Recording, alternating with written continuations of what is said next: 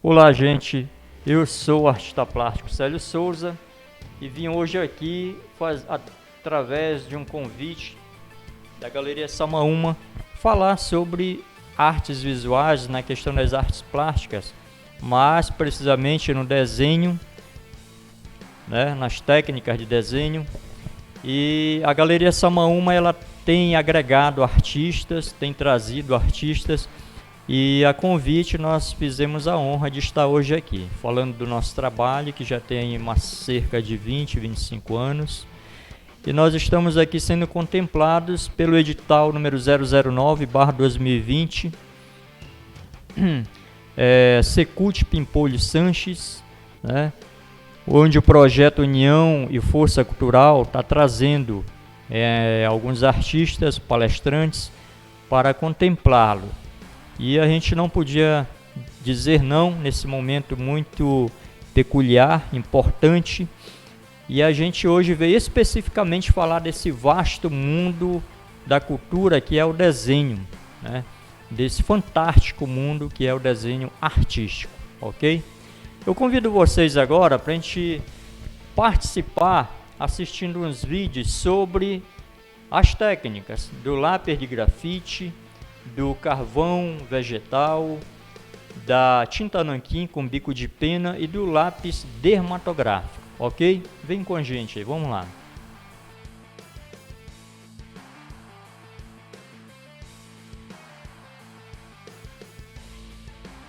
Então, galera, o lápis de grafite ele tem funções bem diversificadas para trabalho de tonalização, né? De degradê. Você pode trabalhar com lápis apenas usando linhas. Essas linhas podem ser verticais e horizontais.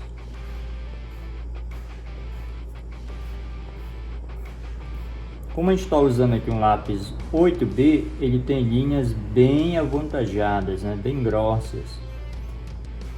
E o grafite 8B dele é um grafite muito escuro. E aí você vai alterando, você pode fazer a junção cada vez maior dessas linhas e vai fazendo trabalho de áreas sombreadas com mais intensidade. Você percebe que está tendo uma alteração, né? Da junção da linha para fazer o escurecimento.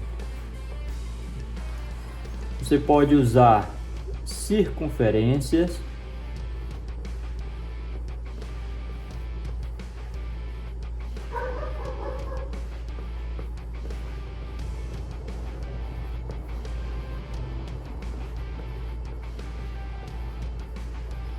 a junção dessas circunferências, elas também podem trabalhar a tonalização. Percebe aí que a gente está tendo um degradê com circunferências de tamanhos variados, inclusive. Isso serve para criar textura dentro de uma tonalização, tá bom? Por exemplo, você vai aqui desenhar um objeto, uma forma. Bora tentar criar aqui uma pera, né? A pera que é muito tradicional no desenho. A gente vai tentar aqui fazer um trabalho de tonalização. No primeiro momento você pode usar só a linha.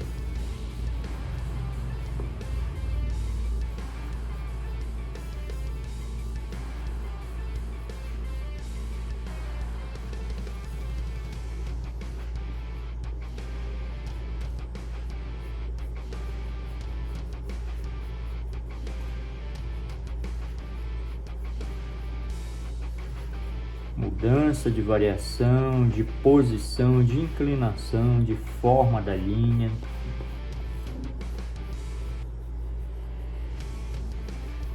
Segundo momento, você já pode juntar essas linhas e fechando a área, né? Fazendo o tom mais escuro.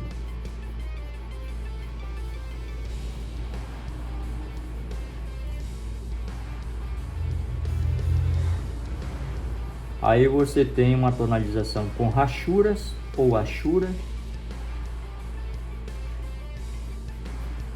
E você pode ir alterando essa tonalização para ficar um degradê bem mais suave, tá?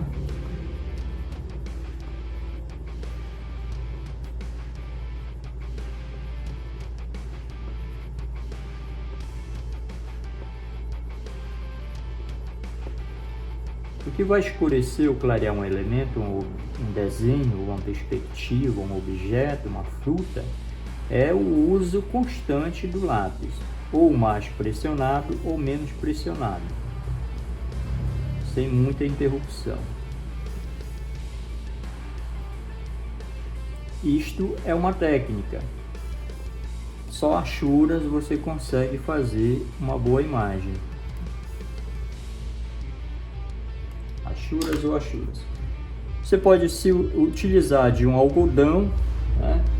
Pedacinho de algodão, você pode dobrar ele e também usar no auxílio dessa tonalização. Então você passa para um outro momento, que é uma segunda técnica chamada de esfumação. Você vai esfumar o desenho e vai criar uma suavidade.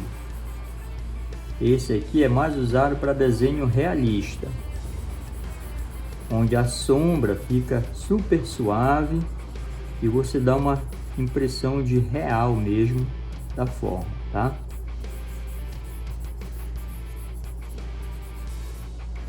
O último trabalho é o da borracha. Você pega uma borrachinha e faz uma limpeza em áreas que você julga ser fundamental ter mais brilho de luz.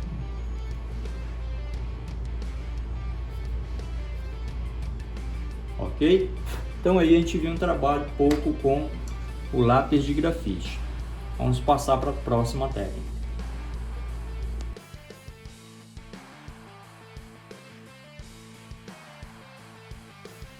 Galera, agora a gente vai trabalhar a técnica do nanquim, né? A gente vai usar a própria tampa para fazer um depósito. Tampinha do nanquim aqui, ó. Você vai tirar, fixar uma fitinha aqui ao redor, dos dois lados, e vai fixar ele aqui na base, para que ele não vire, e você vai ter o depósito da sua tinta. Aqui dentro você coloca os pingos, 10 pingos no máximo, e vai trabalhar aqui a técnica do bico de pena. Esse aqui é o instrumento do bico de pena, ó, é uma arte de metal, né? Com a ponta que geralmente ela abre, a partir do momento que você pressiona no papel ela é trincada aí no meio. Então você vai melando na tinta e vai riscando na área do papel. O nanquim ele serve para você fazer também o trabalho com achuras. É muito usado no desenho em quadrinho. A composição, quando é feita manualmente, ela tem uma graciosidade muito boa, né? E aí você pode fazer combinação de formas.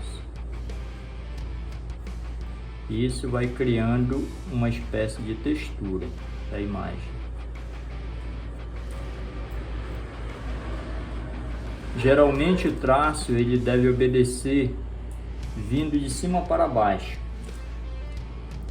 Sempre que você percebe que seca, você tem que melar na tinta para poder continuar a riscar.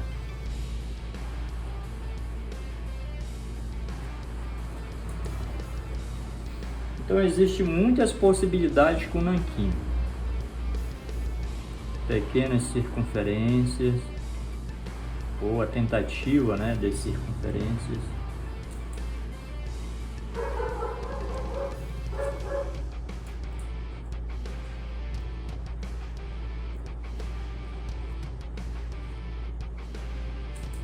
É um trabalho minucioso, muito paciente, mas que você consegue ter resultados maravilhosos, desde que você saiba usar a técnica dentro de cada parte daquele desenho que você está fazendo, para criar textura, criar sombra, né? Efeito de degradê, enfim.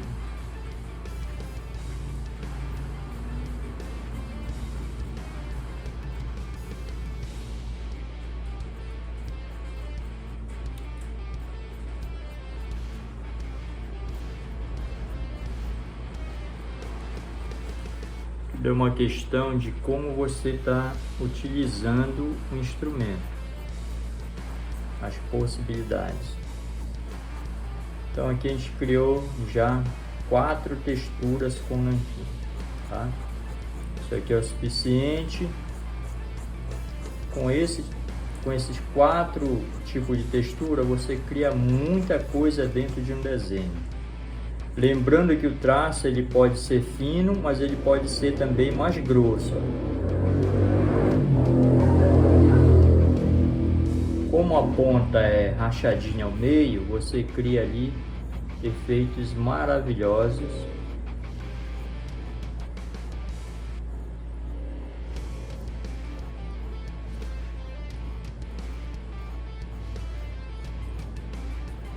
Com a grossura variada das pontas, ou mais grossa ou mais fina, tá certo?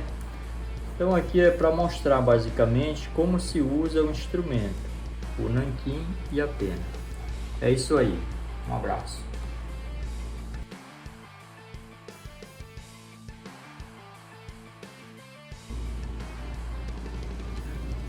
Bem, aqui a gente tem um lápis de carvão, a gente já utilizou o nanquim, né? Já utilizou o grafite, então o dedo do artista também vai sujando, a unha e tudo mais. Agora a gente vai tentar desenvolver um pouco da técnica com o carvão. O carvão também ele tem especificidades. Você pode trabalhar com os traços, que é as achuras ou rachuras, né? Você pode trabalhar com circunferências,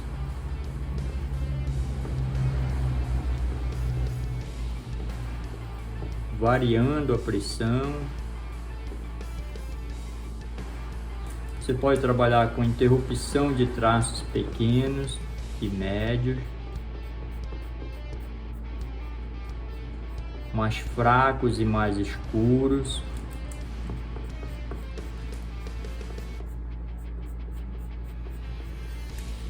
Com o próprio sentido das folhas. Tem muitas possibilidades também de explorar o carvão. Além de você usar para preenchimento de tom, né? Seja na vertical, seja na horizontal, seja na circunferência, no formato de uma circunferência, transformando em uma esfera. Aí você tem aí uma tonalização com carvão. Está usando aqui, pessoal, um carvão de nível médio, tá? Mas existe o macio, existe o mais duro. O super macio é bem melhor para fazer sombreamento. A gente conseguiu aqui um médio. Então também é muito legal para fazer um trabalho de sombreamento. Você pode se valer do próprio algodão para também trabalhar essa coisa da esfumação, ou o próprio dedo também é muito usado para fazer o sombreamento. A outra coisa é usar borracha para fazer efeitos e o próprio carvão para fazer o reforço da imagem ou a definição da imagem, tá?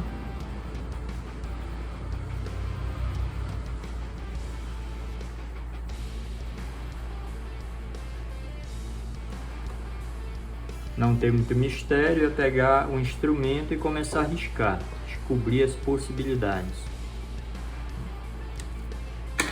Com a borracha, depois você também pode fazer o efeito de retirada dos excessos, ou onde não é fundamental. É muito bom para o carvão você ter isso aqui, ó, um pincel de cerda que ele serve, né, bem limpo para limpar a área. Por quê? Porque geralmente essa parte sua, ela vai sujar os dedos aqui.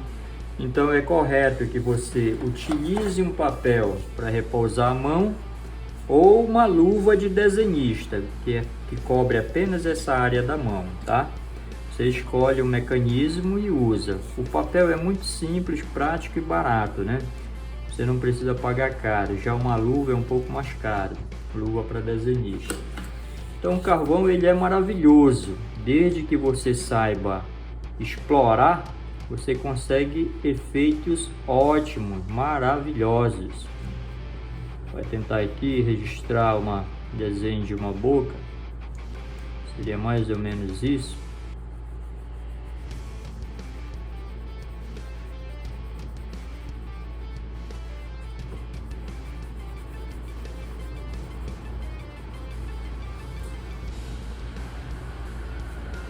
Além da borracha, gente, o carvão ele tem um instrumento que é de auxílio na elaboração dos trabalhos, que é chamado limpa-tipos. É uma massa amolecida que serve para moldar com pontas diferentes e você vai eliminando aquele excesso de carvão de onde você não deseja, tá?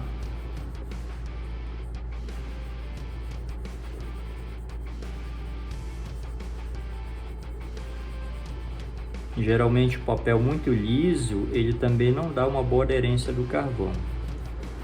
Como aqui o nosso papel não é de boa rugosidade, não tem uma rugosidade boa, ele não consegue segurar muito o pó do carvão sobre sua superfície, tá certo? Mas dá para você trabalhar com calma e vai criando os efeitos que você deseja.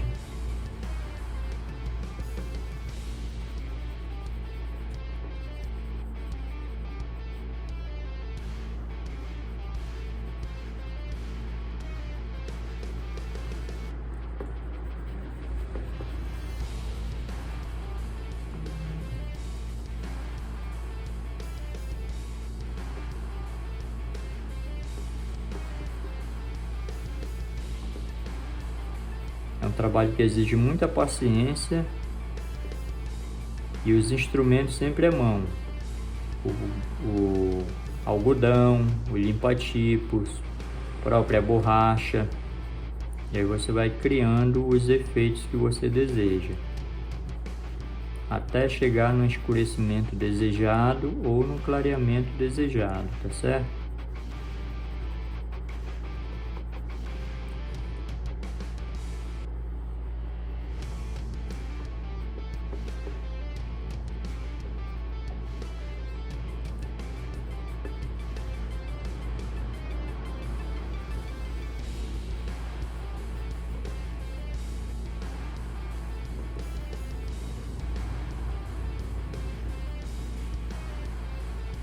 Então, com isso, a gente vai definindo a técnica do uso do carvão, tá?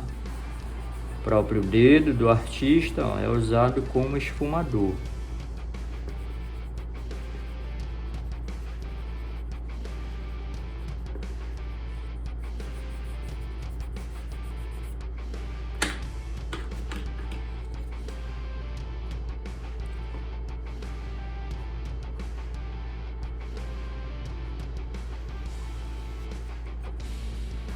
Como é meramente ilustrativo, né, só para dar um exemplo, a gente tentou criar aqui uma boquinha.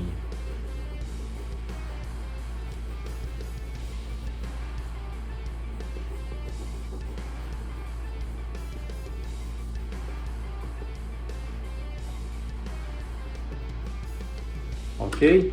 É isso aí, basicamente é assim que se usa o carvão.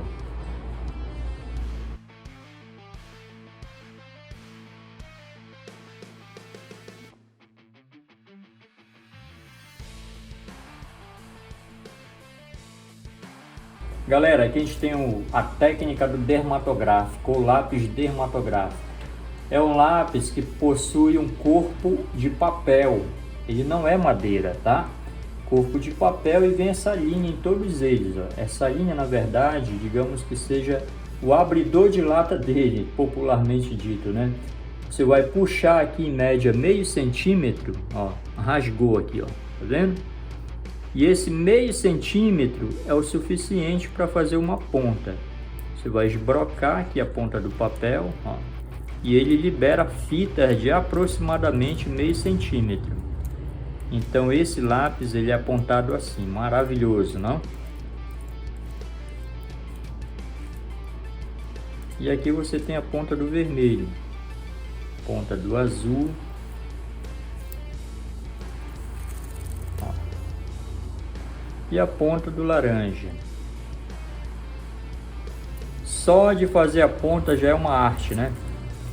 Então o resto é lucro. Você vai puxando e ele aponta automaticamente. Vamos aqui tentar esboçar uma garrafinha, tá? Pra gente dar um exemplo de como usar esse lápis. Ele tem uma especificidade porque ele pode riscar, inclusive em superfície lisa, até mesmo vidro, tá? Vidro, metal. Então a gente vai aqui dar uma trabalhada rápida com o dermatográfico sobre o papel. Ele é um lápis que serve muito para expressão no desenho. Ele marca muito forte e ele não pode ser apagado, gente. Errou, dificilmente você vai tirar aquela linha dali, tá? A partir do momento que você produziu, dificilmente você vai conseguir retirar se você errar, certo?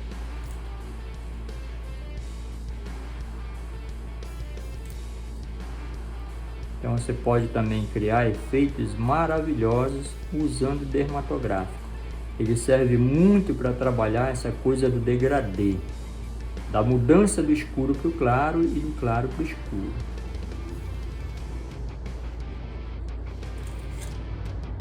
Maravilhoso desenhar, né, não? E aí você vai se empolgando, né? Vai adquirindo novos materiais para novas técnicas.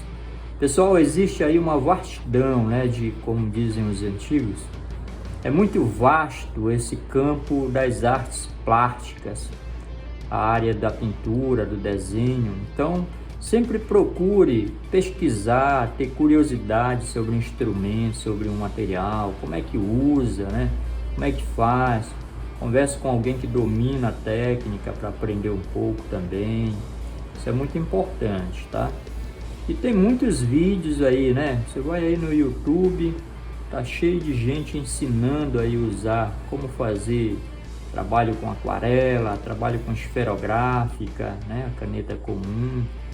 E aí a gente vai pegando esses macetes e vai trabalhando em casa, tá? Aqui o dermatográfico, que é um lápis que eu particularmente gosto. A gente consegue criar efeitos muito maravilhosos. Efeitos de profundidade, de luz e sombra. Muito gostoso mesmo de trabalhar, tá? Você pode usar para fazer trabalhos muito suaves ou trabalho muito expressivo na cor, na forma. Ele é maravilhoso. Ele não é um lápis barato, tá? Em média hoje custa talvez uns R$10 no mercado. Mas é um lápis que vale a pena você ter para experimentos.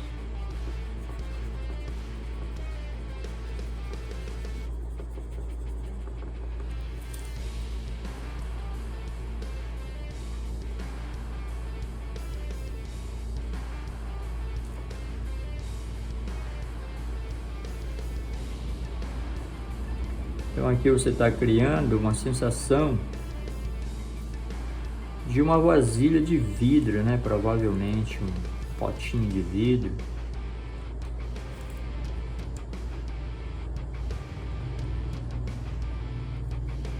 E aí esses efeitos maravilhosos que vão ficando da imagem vão dando uma sensação de real realmente, tá? Ele é um instrumento show de bola. Se tiver oportunidade, compre, experimente. Você vai criar trabalhos, como já disse, maravilhosos, tá bom?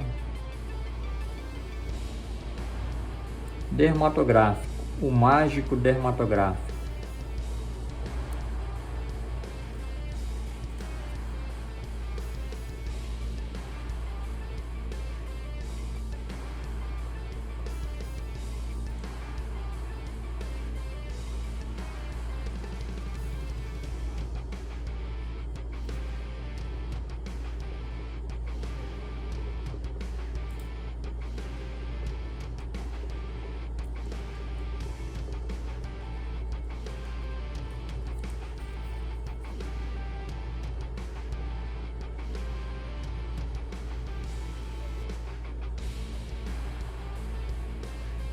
Como nosso tempo é muito curto, a gente está tentando dar uma acelerada aqui para criar um efeito, né?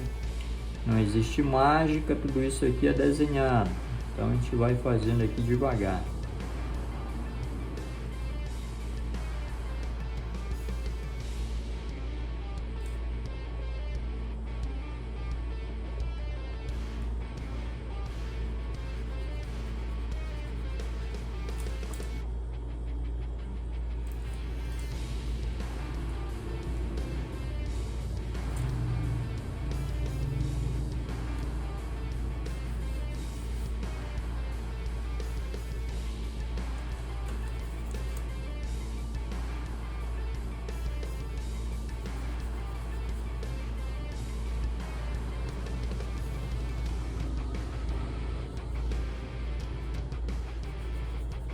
Ok, meus amigos?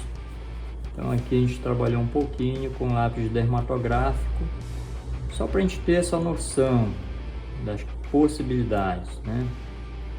Como trabalhar, como melhorar o desenho através do realismo ou não. Ele é um lápis maravilhoso. Tendo oportunidade, compre e experimente, certo? É isso aí, gente. No mais, um abraço. Então, como a gente assistiu agora há pouco, os vídeos, as 4 técnicas que eu apresento, que é lápis de grafite, o lápis carvão ou carvão vegetal em barra, né? São materiais assim muito fáceis de encontrar no comércio local, a gente encontra com muita facilidade. O lápis dermatográfico também, apesar de que os preços assim não são muito acessíveis, mas a gente encontra com facilidade. E a caneta nanquim ou o bico de pena com a tinta nanquim, muito fácil de encontrar, e são 4 técnicas assim fantásticas que você pode produzir quanto artista, quanto estudante de arte, trabalhos magníficos. E garanto que dependendo da sua habilidade, dependendo do seu desenvolver, você vai conseguir até ter um bônus aí na questão de venda, de encomendas, né? Questão de caricatura, retrato, tudo dá para fazer com carvão, com nanquim, com lápis dermatográfico. Então vá lá, aproveite bem esses vídeos, explore, e aí você vai ter provavelmente um bom êxito, tá ok? Nesse momento agora, a gente vai passar para o que precisamente a gente pode descrever como exemplos de técnicas, trabalhos assim magníficos, muito bem elaborados, e a gente vai citar aqui alguns para que você acompanhe as possibilidades que você tem para galgar uma carreira legal na produção, tá bom? Vamos lá então. A priori, nós situamos aqui desenho artístico e desenho técnico. O que é este desenho artístico, né? O desenho artístico, que o homem tem essa necessidade de expressar desde o início dos primórdios da humanidade, ele é o que mais tem liberdade para o ser humano se expressar. Expressar o lado criativo, o lado do pensamento. Portanto, o desenho artístico, ele vem para dar uma resposta social e se tornar até um documento imagético, tá certo? Um documento de denúncia, de elogio no campo da sociedade, no campo da educação, do social na educação, na segurança. Então a gente vê muito, né? O desenho artístico ele está no humor, na charge, na crônica política, ele está na caricatura, no retrato, no realismo dos retratos, das paisagens. Eles acabam tornando-se documentos. E o outro desenho que a gente vai aqui só para destacar e diferenciar um do outro é o desenho técnico, que já é um desenho voltado à questão do ramo da arquitetura, das construções, do urbanismo da nossa cidade, certo? Voltado à arquitetura e à engenharia, portanto ele é metódico, ele é altamente matemático, não esqueça disso. Talvez um dia você se encante, né, pela questão do desenho técnico e vá fazer arquitetura, vá fazer design de interior. Ele é muito matemático e quem sabe isso te ajude, mas o desenho artístico é o que a gente está citando aqui nesse momento. O primeiro deles que a gente vai abordar aqui é o estilo de desenho artístico de observação. Para mim desenhar, eu preciso geralmente observar nesse primeiro momento. Os homens das cavernas, quando eles começaram a expressar, a começar a colorir, a tonalizar os seus primeiros elementos de desenho, né, suas primeiras expressões, o que é que eles faziam? Eles olhavam, começaram a comparar o cotidiano, não tinha a questão da escrita, mas eles começaram a registrar isso em paredes de cavernas. Melavam a mão no carvão depois da descoberta do fogo, misturavam às vezes com sangue, iam lá e começavam a registrar. Fantástico. Ali já era um tipo de observação e acabava sendo também um pouco de memorização, né? Então, o desenho de observação, como mostra aqui o nosso slide, geralmente você se depara com o objeto, observa bastante sua forma, se ele é gordo, se ele é magro, a sua altura, né? A sua profundidade, se ele tem um corpo alongado ou não, se ele tem cores, se a cor é escura, se é clara. E aí você vai tentar representar isso através, inclusive, de medidas visuais, ou você pode usar o próprio instrumento, o lápis, a régua, para começar a medir e colocar no papel. Portanto, o desenho de observação, a gente pode dizer que é um dos mais básicos, né? Um dos mais assim eficazes para um trabalho inicial. Já o desenho de memorização, como o próprio nome enfatiza, ele é voltado às suas lembranças. Olha, veja só, você pode fazer um arcabouço, uma galeria imagética no pensamento, né? Você pode começar a olhar as coisas, como dizem, um artista tem um olhar diferente. Por que é diferente? Porque ele não meramente olha o objeto, ou a forma, ou a paisagem, ou a pessoa. Ele faz comparações, ele usa medidas, altura, largura, ele vê diferença de cor, de tonalização. Por isso que dizem que o olhar do artista é diferenciado, né? Então a memorização ela acaba ficando, porque você olhou para aquela casa, olhou um patinho que está nadando ali, como é o movimento da cabeça dele, como é que se formam as ondas, o barquinho que vai na água, como é a onda, como é a sombra da casa na água. E aí você vai armazenando essas informações. A hora que você precisa dessa linguagem, você tem lá esse aglomerado de informações, essas imagens já arquivadas, né? E aí, portanto, a gente pode representar, como a gente vê no slide aqui, a questão de um garoto representando provavelmente a cena da rua que ele mora, quem sabe, né? Ou de um local que ele viajou, ali ao lado uma outra paisagem, provavelmente de uma cidade grande, pelo telefone ali parece ser Inglaterra. Enfim, a memorização ela é para te ajudar a retratar aquilo que te está mais à tona no pensamento, tá certo? Muito boa técnica também. Depois a gente vem para o desenho de criatividade. O desenho de criatividade, ele está atrelado a essa soltura. Você não pode se prender só a alguns elementos. Você tem que ter um vasto conhecimento visual. Primeiro conhecimento visual, depois elementos de linguagem, o ponto, a linha, o traço, a forma, a luz e sombra, a perspectiva, né? E aí você junta tudo isso e começa a criar imagens. Resumindo, você tem que fugir do que é normal, do que é dito, entre aspas, tradicional, tá certo? Aqui a gente tem 2 slides, o da esquerda a gente tem aqui a composição de um artista que inclusive é local, Honorato Júnior, e o outro aqui de um artista nacional, que não me vem agora o nome. Ambos são assim trabalhos fantásticos.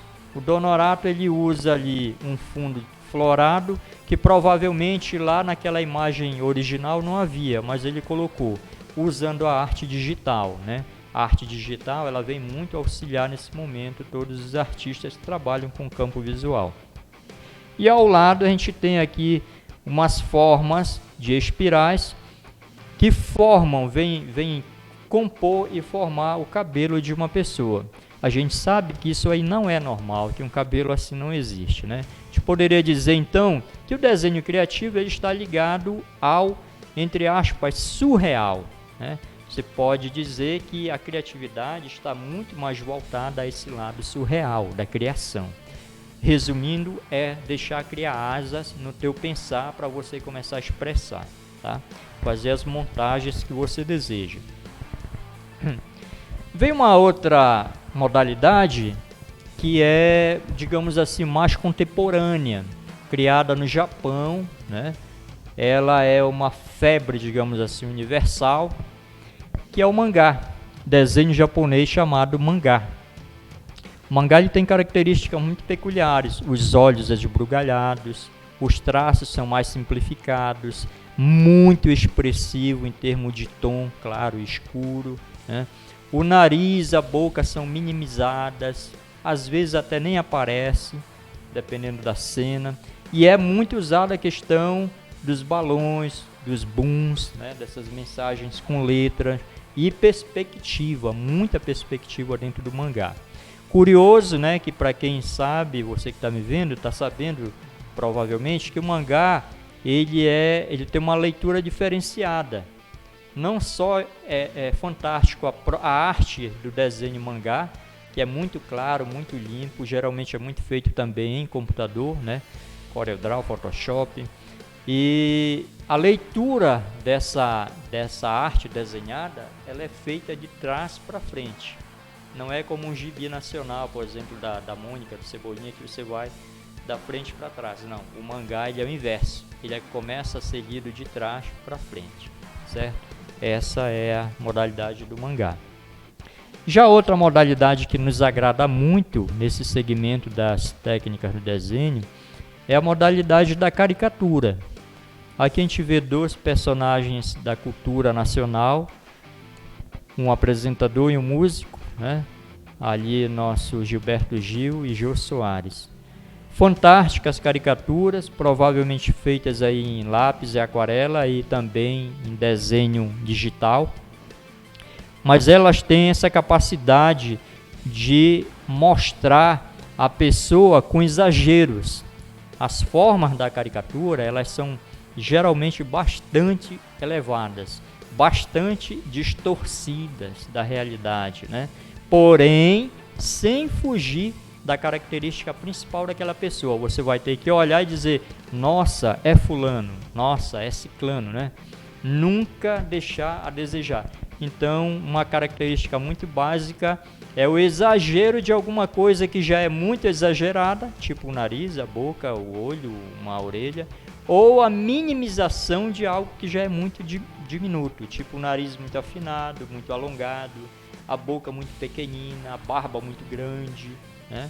Os seios muito fartos, perdão. E é isso, a caricatura ela tem essa possibilidade de nos impressionar. Outro segmento também fantástico nessa área de desenho é o HQ. Quem não já se impressionou com o HQ, né? Eu, pelo menos, era muito fã do Homem-Aranha. Revista de Homem-Aranha, eu não tinha dinheiro para almoçar, mas quando eu podia, quando era jovem, adolescente, eu queria ter revista do Homem-Aranha. Aqui temos um slide do Homem-Aranha e ali uma prévia de um esboço de sobreposição de formas, né? Como a gente viu lá nas técnicas de desenho, no vídeo pronto, A sobreposição de forma ela é muito usada para que você tenha essa sensação de que um objeto ou um elemento ou uma forma, um ser humano ou um animal ou uma paisagem está um sobre o outro em termos de planos, plano A, plano B, plano C, um na frente, o mais atrás, um no lado, um no outro lado, e aí a gente vai diferenciando os planos, tá? Através da sobreposição de forma. Mais uma ilustração aí de quadrinho, essa aí já chega a ser voltada mais ao humor, né? Quase assim uma charge, mas não é desenho em quadrinho mesmo, com um final aí que provavelmente ele vem ser humorístico. Aí o chibi ou gibi, também considerado o mais cuticute, né? Essa coisa do mais cuticute, ela é muito falada entre os artistas, quer dizer, mais fofo, né? Mais engraçado, então mais bonitinho, mais recortado, e ela tem essa característica de pegar os traços de uma pessoa adulta e tentar reduzir na mistura de traços com uma pessoa de altura infantil, né? Uma criança. Então ela minimiza o máximo a questão da idade, mas sem tentar fugir muito da pessoa adulta. Essa coisa da ausência ou diminuição do nariz da boca também é característica desse tipo de bonequinho, tá? Do chibi ou gibi. Mais um exemplo. Aí estudos para esse gibizinho, né? Muito interessante. Várias sequências. O artista ele tem que ter esse arcabouço também, né? De produzir movimentos, principalmente se ele envereda nessa área dos quadrinhos, tá? Bem, aqui Doodle Art ele busca mostrar equilíbrio entre elementos abstratos e concretos. É uma mistura, na verdade, de muitos elementos, né? Coisas fantasiosas com coisas reais. Digamos que é quase um surreal animado. Você cria mensagens através de acoplação de elementos. Vai juntando as formas, ora parece não existir, ora parece algo do mundo real. Então ficam essas composições muito fantásticas. Já aqui nós temos de origem até voltado a uma questão da filosofia budista, o Zentangle, né? Ele é essa mistura, digamos assim, essa diversidade, esse emaranhado de formas, de tramas. Quem talvez já não se deparou com essas imagens, né? Para colorir, há uns 3, 4 anos atrás, eu lembro que isso aí era uma febre. As pessoas compravam para que os filhos pudessem estar colorindo, estar mais concentrado. E tem assim trabalhos fantásticos que a gente passa muito tempo colorindo. É muito interessante a técnica.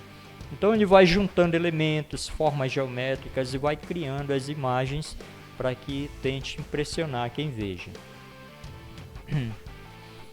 E aqui o último a gente está abordando é o hiperrealismo.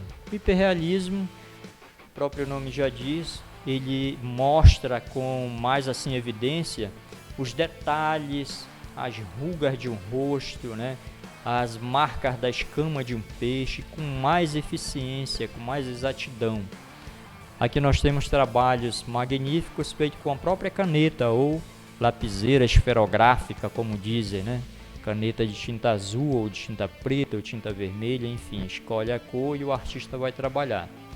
Então o objetivo maior aqui do hiperrealismo é impressionar realmente, tá?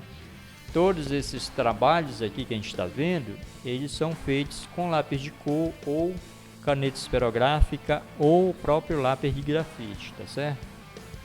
Ali a figura do Neymar, né? Parece assim que a barba tá tendo um brilho fantástico ali, o cabelo, os fios de cabelo. Então isso aí é o hiperrealismo, não é uma fotografia, tá, gente? Isso realmente é desenhado.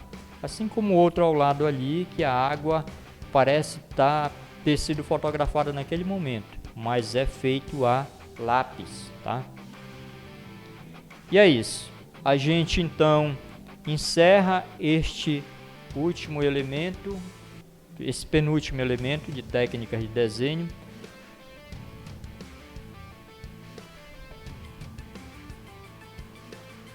E mais agora, evidentemente, a gente vai tentar mostrar com mais eficiência algumas imagens ligadas a essas técnicas. Dentro desse primeiro momento, a gente aborda a técnica do lápis de grafite, onde tem lá a forma, a sobreposição de formas, a perspectiva e a luz e sombra. Veja, nesse momento a gente tem trabalho apenas com linhas, né? A gente está mostrando aqui desenhos de pássaros. E o que é esse trabalho de forma? É você comparar que o talo da árvore, por exemplo, ele é mais grosso ou é mais fino que a perna do passarinho. Então é você começar a fazer análise. Isso aí é uma questão de exercício, de observação, tá? A forma das asas, a composição das penas das asas. E a gente vê que o passarinho esconde um elemento que está atrás, que é o próprio galho onde ele está pousado. Isso é sobreposição de formas. Ali no outro desenho, só com linha também escura, a gente tem o passarinho sobrevoando o que provavelmente seria uma onda de mar ou um fundo de uma paisagem arenosa, né, de volumes de areia. Então parte da asa esconde, mas a gente está percebendo que está distante ou está lá atrás, tá certo? Nós também estamos apresentando ainda aqui, olha, outro momento mais assim rebuscado da sobreposição de formas, onde a gente começa a trabalhar a perspectiva no elemento. Já é um desenho mais rebuscado, que mostra a transparência da forma, né? O vaso da esquerda ali, por exemplo, ele tem as elipses, ele tem a colocação das alças, a colocação do bico, a centralização da forma e tudo isso no estudo de apenas um objeto, de apenas uma forma, tá? Ao lado ali a gente já vê um trabalho bem mais elaborado de luz e sombra, mas já saindo desse estudo, que provavelmente foi feito um estudo fantástico dessa outra obra para poder fazer elaboração de luz e sombra. Aqui a gente evidencia muito a linha do lápis. Olha, o trabalho de linhas aqui nessas maçãs e na pera, ele é muito fantástico. Quem vai fazer isso é a tua paciência aliado ao lápis que você está usando. Provavelmente aqui foi usado um lápis 6B ou um 8B, que tem uma mina assim suave demais e um traço bem escuro, tá certo? E aí você consegue efeitos de claros e escuros variando essas expressões, ou hora mais ou hora a menos de traço. Já ao lado aqui a gente tem uma composição com mais detalhes, com mais sombreamento. Observa-se aí que a sombra dos elementos, dos objetos, também já estão projetadas, né, sobre a mesa. Além da sombra própria do objeto, os elementos também refletem uma sombra sobre a superfície onde estão. Provavelmente ali estão sobre um tecido e esse tecido sobre uma base, que é uma mesa, uma madeira, coisa parecida. Aqui também a gente tem ainda desenhos muito fantásticos, né, que são mais voltados ao realismo. Da esquerda aí é um trabalho provavelmente com carvão, a bailarina, mas a gente tem também o outro aqui que é grafite, realmente trabalhando assim um realismo da imagem. Desenhos aí de perspectiva, ó, construção de blocos, né? E também um desenho de perspectiva urbana, onde as pessoas aparecem como se estivessem umas mais próximas, outras mais distantes e outras bem lá ao fundo, né? Já não definindo muito detalhes de estrutura de imóveis lá para o final, mas aqui para o início já com mais exatidão a perspectiva. Então são desenhos que foram desenvolvidos com alguma técnica e com muito estudo de perspectiva, de composição, de uso de linha, de uso de sombra. Novamente ali à esquerda a gente já tem um desenho a carvão, ó, né, com uma expressão muito forte de claro e escuro. Isso aí, quem consegue trabalhar são os contrastes. Ora você usa muito claro, ora você usa muito escuro. E a pressão do lápis sobre o papel é que vai fazer esse diferencial, tá? No desenho, a mágica é você usar muito essa questão do claro e escuro. Ao lado a gente tem estudo de passarinhos. Já aqui específico, olha, a gente tem algumas imagens de desenho a carvão. Você observa aí que a esfumação por baixo da maçã, ela é muito eficiente, né? No próprio corpo, a maçã ela tem uma esfumação muito boa. A evidência dos pingos d'água sobre a superfície do elemento, né? Para dar essa sensação de realismo. E tudo isso foi feito com o uso do carvão, que é um material super acessível, bem mais barato que qualquer um outro.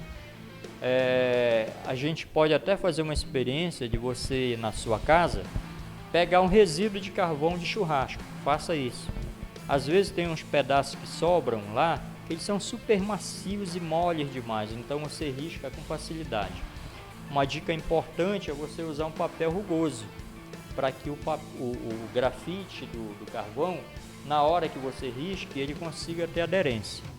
Um outro segredo da técnica do carvão é você passar o spray.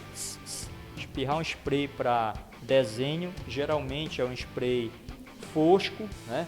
E aí ele vai fixando. Você precisa reforçar o tom, você vai com carvão, risca novamente, espirra o spray novamente, até ele chegar num escurecimento que você deseja, tá? Novamente aqui alguns desenhos a carvão, muito fantásticos, né? Questão dos detalhes de pelo e tudo mais. Essa questão do pelo do animal, ela geralmente é feita com a borracha ou com o limpa-tipos, que é uma pequena borracha que você também encontra e ela é moldável. Você molda ela, faz qualquer tipo de ponta e você vem elaborando os traços. Passa uma vez, passa duas, três, até ele limpar e chegar na claridade que você quer. Nariz do gato, olho do gato, aí depois você vai reforçando detalhes para que crie esse contraste. O que é o contraste? É o uso do claro e escuro na imagem, né? Ali o cavalo ao lado, também um trabalho muito fantástico. Observe que a composição ela ficou mais para a esquerda já do cavalo, né? E deixando uma claridade como se ele estivesse olhando para uma perspectiva ou buscando alguma resposta lá na frente. Tudo isso é estudo que você vai aprender dentro da técnica do desenho. Ali de novo a gente tem novamente desenhos a carvão, olha, muito expressivos, que é essa coisa da pelagem dos animais, né? Bastante pelo, um cachorro e um gato, e ao lado ali um coelho, já usando mais a questão do traço, né? Das achuras. Esses desenhos aqui, eles impressionam pelo fato de que trazem uma interrogação. Como é que o cara consegue fazer isso, né? Dá uma impressão que é realmente um vidro fumê e que alguém está ali do outro lado. Então ele é feito com técnica de carvão e ele consegue esse tipo de expressão muito fantástica quando você usa o que a gente chama de degradê ou esfumação, né? Que é essa sensação do escuro rapidamente para um claro ou vice-versa, de um claro rapidamente para um escuro. São desenhos fantásticos e realmente impressionam. Aqui são estudos de vegetais, estudo de mãos, né, anatomia humana e anatomia vegetal. E você também tem aí fantástico trabalho com o uso do carvão. Requer paciência, tá? O carvão é uma técnica que requer paciência. Digamos assim, você tem que adotar uma filosofia budista, porque você tem que se vestir de paciência realmente. Novamente ali um rabisco à esquerda, e aqui a experiência, né, de uma criança usando o carvão. O carvão suja, pessoal, ele mela mesmo. Existe uma luva para desenhista que só cobre a lateral da mão. Você pode usar, né? Ela cobre somente aqui a lateral. Então você repousa lá para que não fique sujando o teu desenho. Eu sinceramente eu já usei, eu não aprovei muito, mas é interessante Já para o desenho com grafite. Para o carvão, eu aconselho você usar um pedaço de papel, repousa ali devagar, põe a mão, risca, vai retirando o papel e vai trocando de posição, tá? É mais baratinho e para mim foi uma eficiência muito boa. Uma outra técnica fantástica que a gente também abordou lá atrás, aqui é mais o exemplo de como pode ficar, né, o trabalho depois de pronto, da arte finalizada, como a gente fala, é o desenho a bico de pena e tinta nanquim. A gente viu lá no vídeo, mas aqui a gente está vendo como ficaria mais ou menos a produção. Aqui do lado direito a gente tem a explanação apenas do bico do instrumento, que é o bico de pena. Ele vai pontilhando e à medida que ele vai juntando esses pontos, ele vai formando a concentração e vai fazendo o escurecimento, né? Logo ele vai criando mapas e esses mapas vão criando a imagem. Do lado esquerdo ali a mesma situação, e lá ele já usa um pouco de trama gráfica que são linhas, né, rachuradas ou achuradas. Um pouquinho de manchas também, provavelmente com uma aguada de tinta, com um pouquinho de pincel, mas o uso da linha está lá presente, tá? Ainda bico de pena, aqui à direita a gente tem uma escala, né, de achuras ou rachuras, para verificar que a partir do momento que você usa essas linhas muito próximas, elas tendem a escurecer, e a partir do momento que você vai afastando, elas tendem a clarear. Além disso, essas linhas elas podem ser finas, médias ou grossas, tá? Quem vai definir é a tua pressão com o instrumento. Como a gente viu o instrumento lá no início da nossa palestra, é porque o instrumento do bico de pena ele tem uma arte rachada. Então, a partir do momento que você toca no papel e pressiona, a tendência é aquele bico abrir. Então, a partir do momento que ele abre, ele vai soltando a tinta de acordo com a largura da abertura que está. Significa dizer que você pode fazer uma mesma linha com variação de largura, mais largo, mais estreito, bem estreito, tá bom? Então aí dois trabalhos fantásticos. O da esquerda, aquele senhor com muita expressividade, a linha parece estar querendo correr para um lado e outro. Então tudo isso é feito com bico de pena. Ele tem essa capacidade de usar o expressionismo na imagem, deixar muito expressivo. Novamente aí, esse aqui eu chamo a atenção porque a gente tem um apanhado muito gostoso e muito legal de estudo, né, com bico de pena. Aqui do lado direito a gente tem uma série de colocações, de agrupamentos de linha, formando desenhos, formando textura, e lá no lado é como se ele pegasse algumas texturas daqui e começasse a usar lá na imagem. Observe que lá o desenho ele é bem definido por linhas mais grossas, provavelmente pode ser feito com um pincel ou com o próprio bico de pena, pressionando mais, deixando mais largo ou mais estreito, mas depois ele usa muita achura, né? Linhas paralelas, cruzamentos de linha, e você vai criando o efeito. Também a gente vai aqui dar uma elucidada muito rápido. Eu me situei muito nessa questão do preto e branco, o carvão, a tinta nanquim com bico de pena, o dermatográfico e o lápis de grafite, mas também a gente está abordando aqui muito rápido, assim, só para aguçar a questão da cor, porque sem cor a gente não vive, né? Então a gente tem aqui trabalho com lápis de cor, trabalho com caneta que a gente geralmente chamava hidrocor, mas na verdade são canetas coloridas, né? Então ficam assim trabalhos de muita expressão, com a cor muito evidente, muito fantástico. Novamente, o lápis de cor ele serve tanto para dar uma boa expressividade quanto uma suavidade na imagem. No caso aí do vidro que foi desenhado, é um trabalho de expressão super suave, né? Novamente, um desenho ali de uma criança que provavelmente está iniciando, a garrafa com os trigos. E aqui ao lado um trabalho já mais profissional, né, elucidando apenas o rosto, a expressão de uma pessoa, uma criança.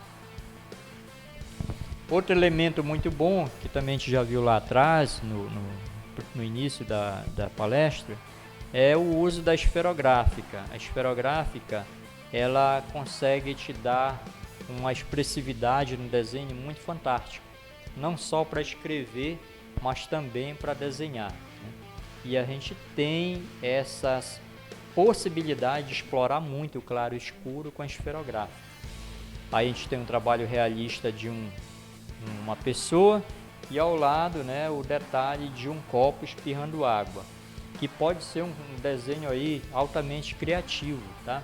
Talvez a pessoa não tenha a fotografia da imagem, mas ela conseguiu fazer usando apenas o poder do pensamento. Novamente mais um desenho aqui com a caneta esferográfica preta, uma belíssima expressão de claros e escuros. Já aqui a gente vai dar uma abordada agora em alguns artistas, principalmente locais. Aqui em Macapá a gente tem excelentes artistas desse segmento mesmo das artes plásticas, no sentido do desenho. Então a gente quis aqui fazer uma homenagem a alguns. A gente está citando aqui o Jair Penafort, que é professor de desenho, trabalha muito com essa coisa da caricatura,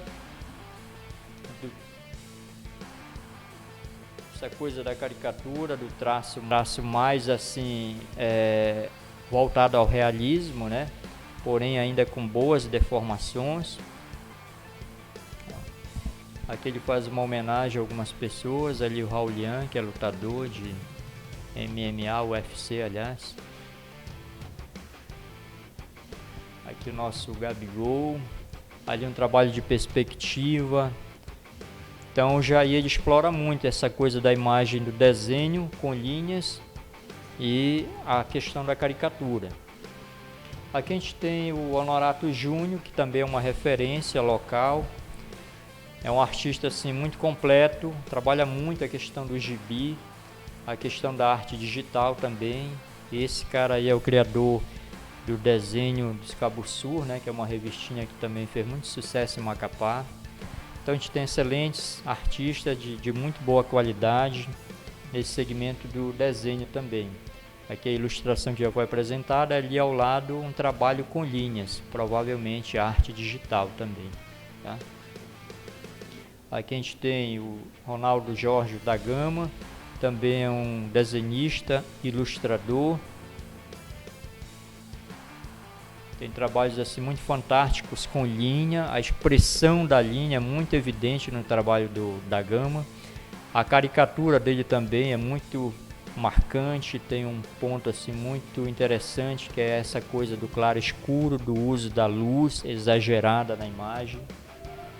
E aqui esse amigo que vos fala, Célio Souza. Estou aqui fazendo a palestra com vocês e também elucidando aqui alguns trabalhos meus.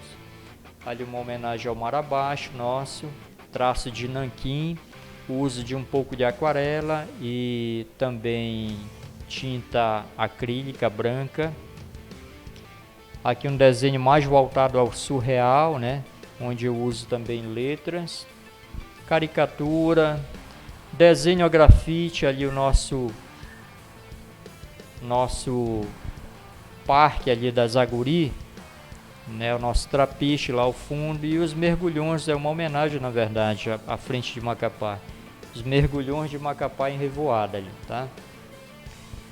Desenho novamente com tinta nanquim a bico de pena, ali a expressão dos olhos e do bigode daquele senhor. E ao lado uma homenagem também ao Oscar Niemeyer, nosso querido Oscar, o nosso arquiteto maior. Também um trabalho só com linhas.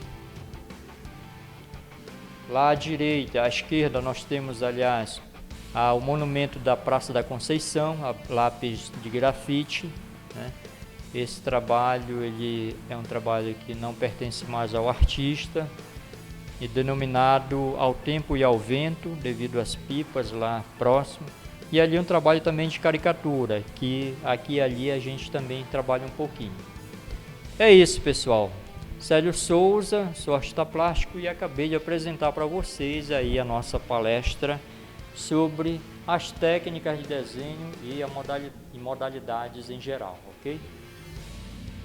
Então, a gente fica muito grato em participar dessa palestra, né? Agradecendo a Secult, Pimpolho Sanches, governo do estado que está patrocinando, a Coringa Produções, a Galeria Samaúma, que tem essa responsabilidade social de fazer esse apanhado, de trazer os artistas para perto, né, os produtores culturais.